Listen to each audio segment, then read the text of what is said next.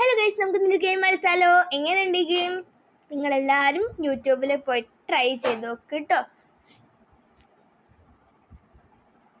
1 2 3 shut.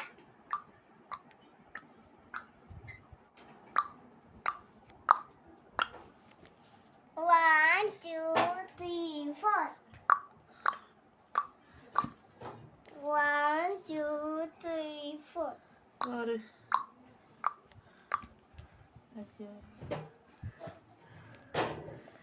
എനിക്ക് ഇതുവരെ ഒന്നേ കിട്ടിയിട്ടുള്ളൂ. 2 കിട്ടി. 5ആണ് എൻ്റെ ലക്ഷ്യം. 5 ഞാൻ കളിച്ചോണ്ടേയിരിക്കും.